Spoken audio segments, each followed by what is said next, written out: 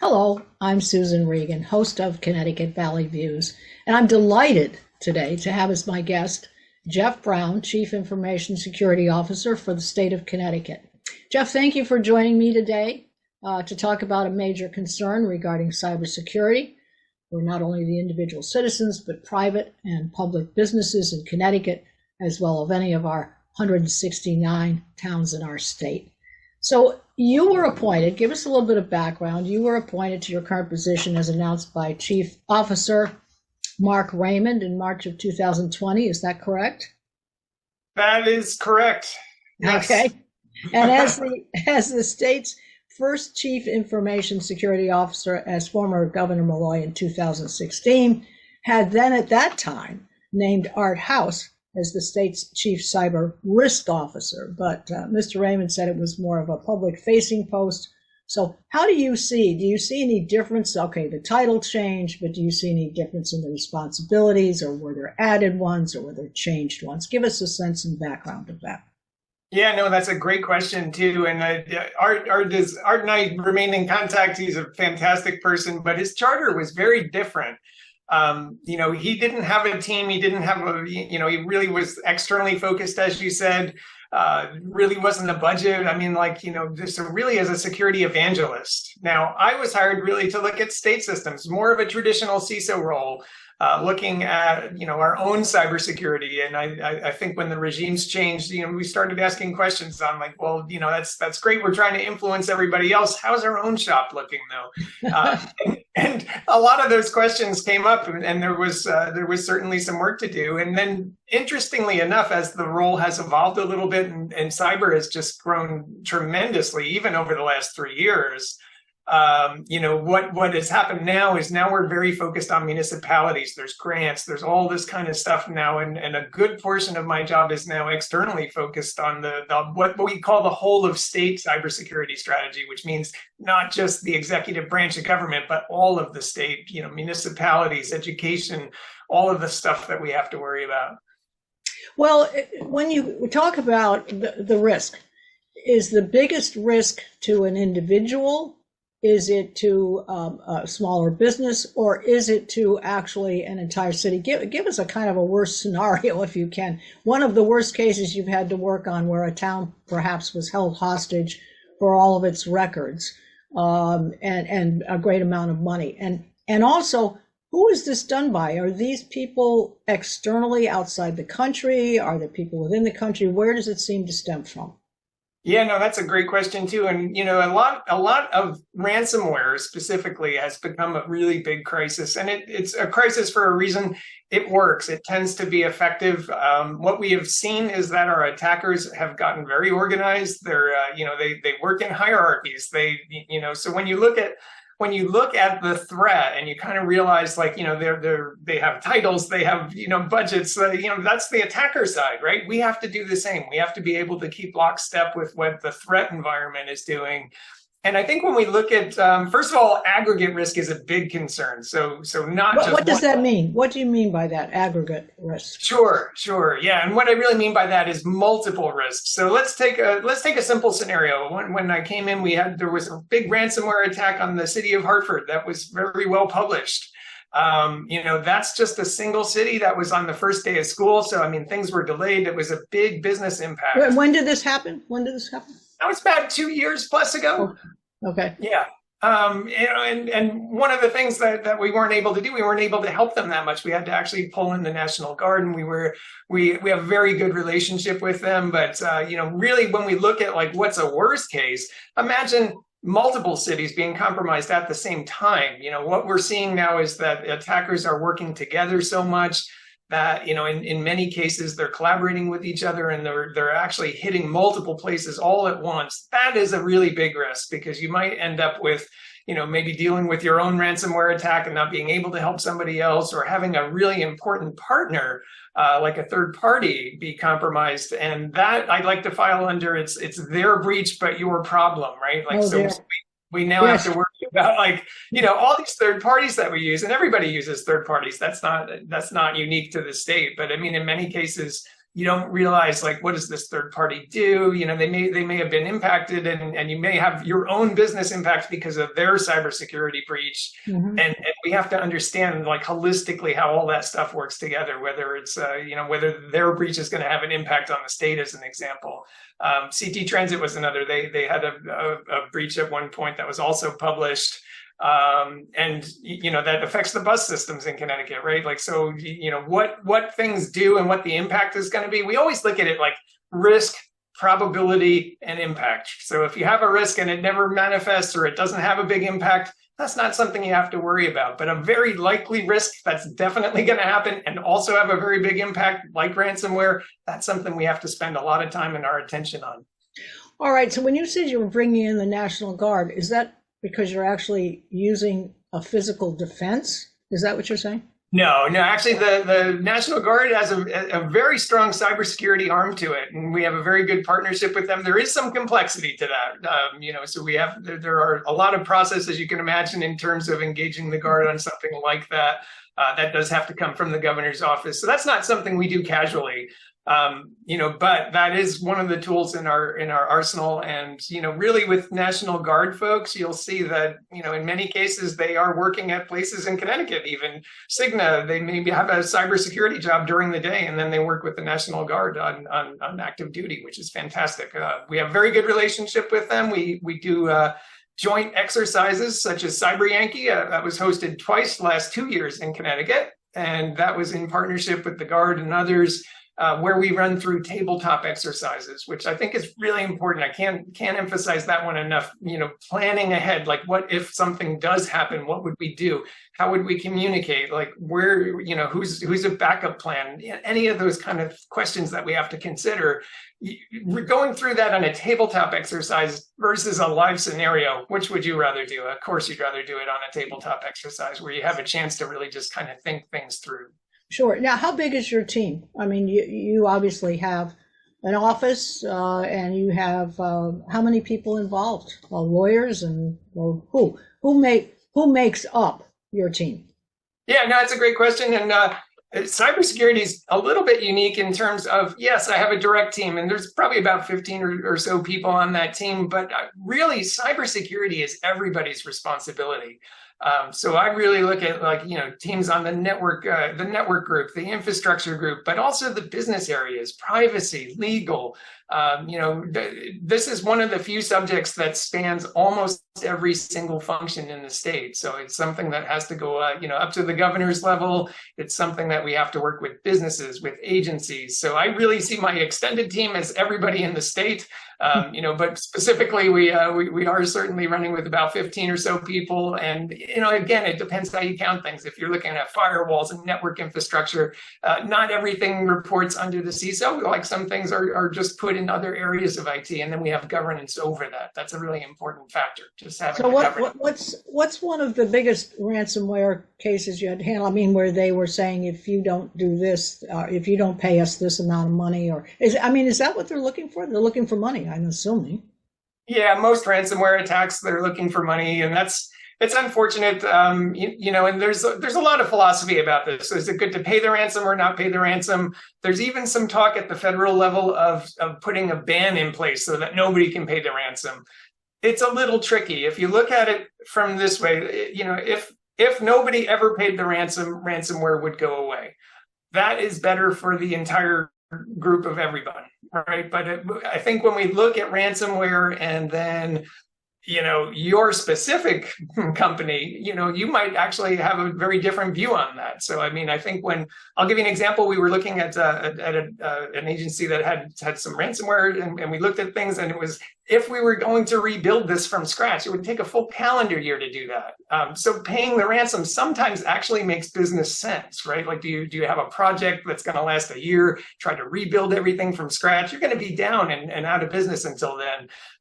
In some cases, it makes more sense. Now, state government, we operate with taxpayer dollars. We do not pay ransoms. I think when you get into third parties and some of the other kind of areas, it becomes almost a business decision. And it's a factor of like, how quickly do you need to get up and running again? Like Colonial Pipeline was a good example. Every day that they're not sending gas out, that was a big problem, versus, you know, paying the ransom in some cases. So it's a very tricky business decision that has to be made. Yeah, well, what I was going to say was it's return on investment, actually, what you're looking at. So let's say that you've had a business been running for 5 years, you haven't had an issue. Would it be practical on their part to have a ransomware, in place? Should every business be considering this, and how much money they can spend on this? Because how much money will they lose if they don't have something to fight it? Yeah. And do they come directly to you? I mean, when something happens, the ABC company, do they call you up, contact you, and say, "Hey, we have this problem. Could you come and help?" I mean, is that how it works? No, generally speaking, private companies are private companies, so they have to work through their own issues. That said, if they engaged us, we would certainly be able to advise them. I think when you're talking about like, hands-on ransomware recovery, right? Like we wouldn't have access to their systems and personnel and stuff like that. So we would largely be in an advisory role at that point. And I think in many cases, some people are able to successfully negotiate the ransom down so that it's a different kind of payment. In other cases, they just don't want to. They're not going to pay, and they're going to rebuild, and it will take time. Again, it's really a business decision, I think, at that point. And there is no real right or wrong. I mean, I think in some cases, it would be better if nobody paid ransoms ever. That problem would go away. But your problem as a business owner might not go away that way. So I was going to say, I'm sure that there are times when they've been hit and feel that they've paid the ransom, that should be enough. And then they come back and get hit again. Yeah, that does happen. That does happen. And where it gets really tricky is if they exfiltrate data, they take data, right? And they've stolen data. So what happens in some cases is the ransomware will take data first, and then we'll say, like, you've been ransomed. Can you pay this ransom? And if you refuse, we have your data. We can release that, right? So it becomes and you don't want to have to make those kind of decisions in the heat of the moment. That's why tabletop exercises, incident planning, that's so important, because you just can't do this stuff in the heat of the moment. Sure. Now there's a statement that you have. It's called a risk appetite statement, and it involves ensure enhanced security for state system by building a best-in-class, a centralized area, increase public outreach and information sharing of cyber threats, address the cybersecurity skills shortage, and prepare for cyber attacks through resiliency planning. Is that your tabletop thing? Is that what that is? Yes, absolutely. Absolutely. And in fact, we do a lot of outreach. We have a monthly call in Connecticut where anybody who has a private company, and they or even public in some cases, they all have to have an NDA in place, a non-disclosure agreement. But we do talk about threats that are specific to the state, general, what's going on with cyber threats that may impact businesses in the state. And it's really a way of being able to kind of bridge the public and private sector. Yeah. Well, now, do you ever catch these guys? Do you ever shut them down? I mean, do you ever get them? Or you ever get, or are they just physically, how would you shut them down, I guess is my question. Yeah, that's a great and valid question. We would typically not be involved in that, but some of our partners, like the FBI is a good example, they are definitely involved in some of these takedowns.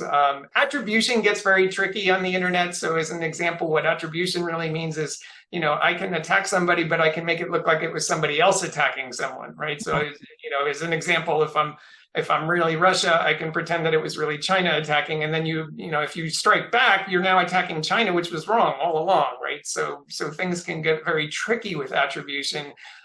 That's why I'm not a big fan of what they call hack back, right? Like, somebody's hacked you and we're going to hack back. And that sounds great, right? But in reality, there's a lot of trouble with that. And it's not something that we would normally advocate. But yeah, the FBI does get involved in these kind of takedowns.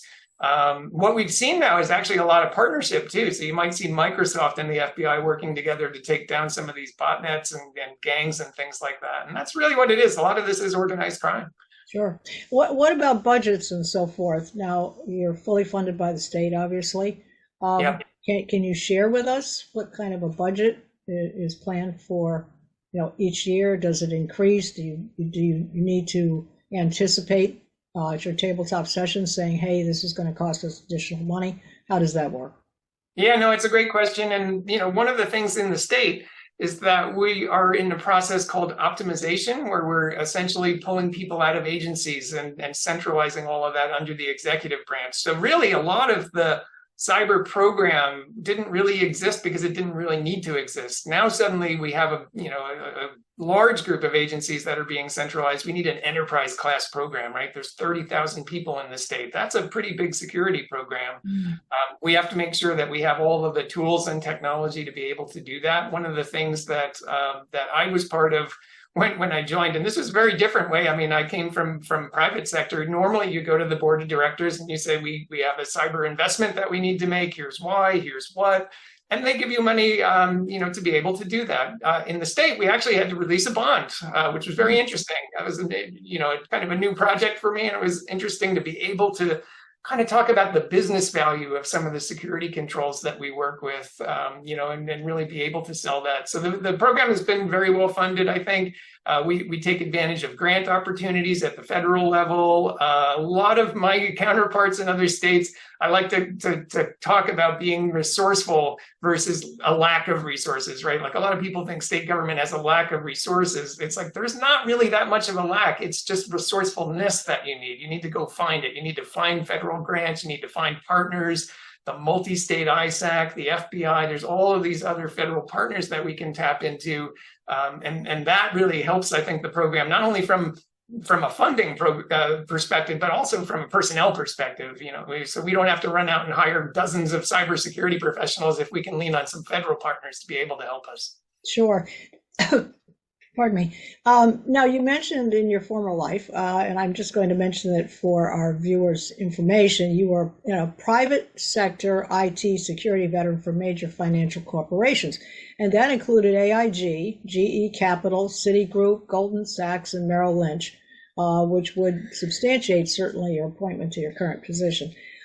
Was there a common major issue amongst those corporations? Was there a major flaw in what they did or how they handled it, or what were the commonalities amongst those?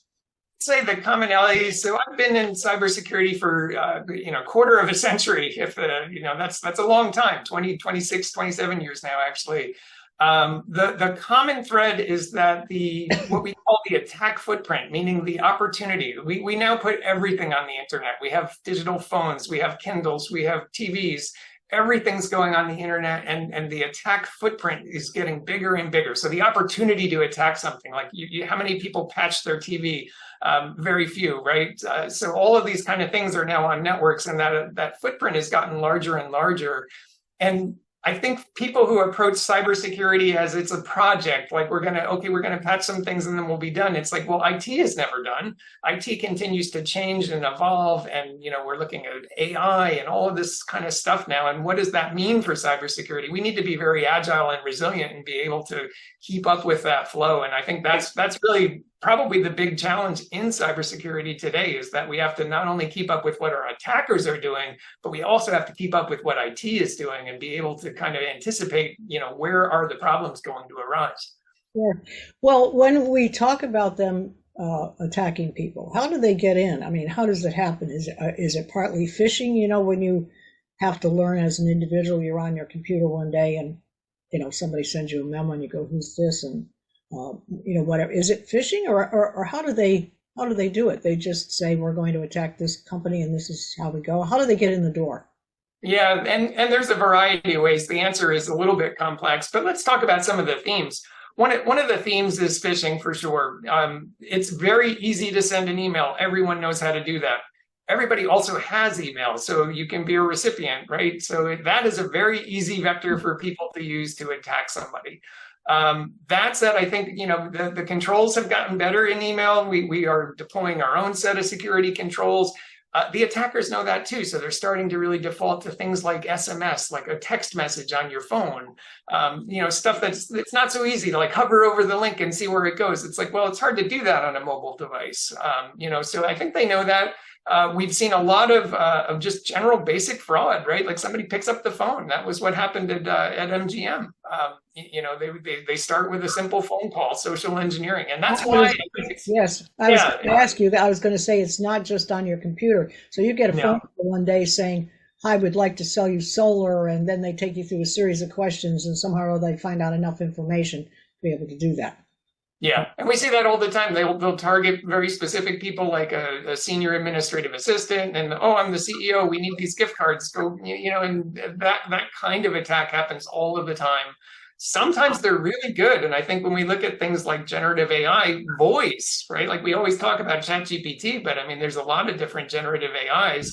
Where we're seeing now is like people cloning your voice, so it really sounds like the CEO is calling you and saying, like, please go out and buy these gift cards for us.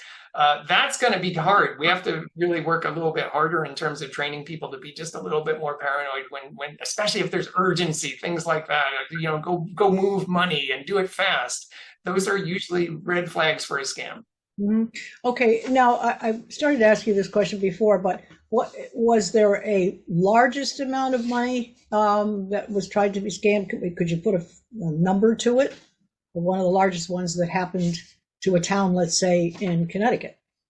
Yeah, I don't think I know that statistic offhand, but I mean, again, they will typically understand what they're attacking.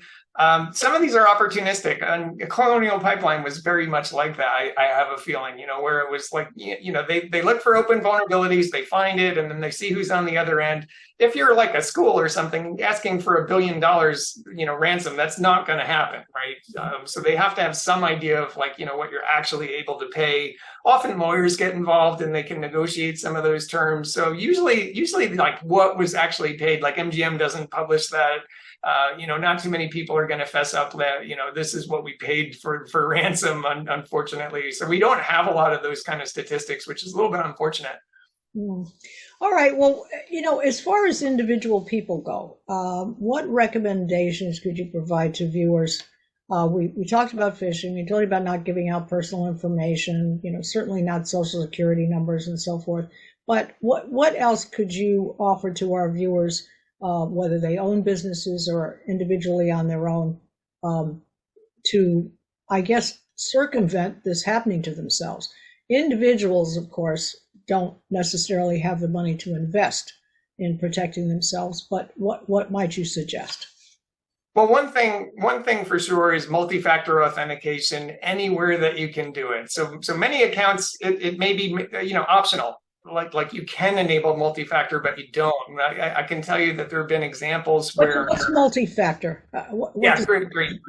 Yeah, thanks for asking that. Yeah, multi-factor authentication, that typically means I have my username, I have my password, and then something more than that. Like it may be a text number that comes to your phone. It may be like a little authenticator and it's got a number that ticks down. You have to have more than the password. That's really what multi-factor authentication is. One thing that we've seen over and over again is people think that they have good passwords and they don't.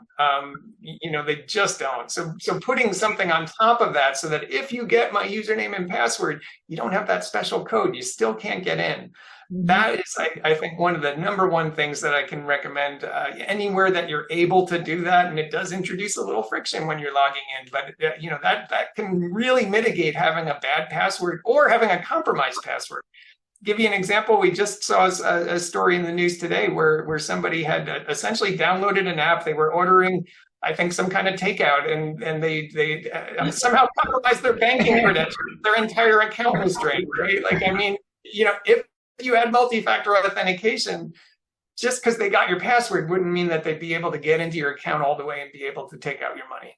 Well, and you think about the thread, how it goes. Let's just say, you're ordering from Burger King or, Pizza Hut or whatever. What you don't realize is although you're comfortable with actually ordering from them, then their account, they have your name and contact information and so forth in their account. So if Pizza Hut gets hacked, you could be included in the next ones to be caught. as it were. Yeah. Yeah, no, that's a great subject too. And I'm trying to use the concept of collecting data as a liability. Like if a lot of these companies, we want everything. Give me your cell phone, your address, your date of birth, everything. That now becomes something you're obligated to protect, right? Like if you don't need that information, why would you keep it, right? Like, do you really need the credit card, or do you need to know that they have a valid credit card that can make a transaction? That's a really big difference, and it can be the difference between having a gold mine of data that people want to attack versus just not really having that much. And I think wherever we can, as a business owner, wherever you can stop collecting things you really just don't need to do business, stop doing it. It's a liability.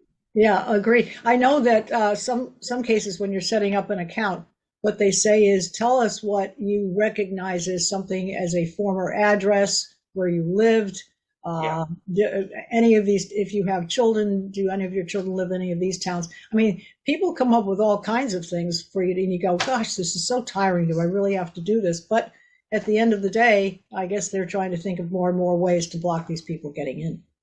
Yeah. And a lot of the times we'll use something called step-up authentication, which might mean, hey, maybe to log in initially, maybe it's even a username and password, but now you want to move money. Oh, we're going to add a couple security questions to that. We can always take a risk-based approach and sort of balance the user experience. We have a lot of trouble with that in this state. We have to assume you might be coming in on a digital phone. That might be your primary internet connection, right? So we have to make sure that what we do works on that kind of a platform.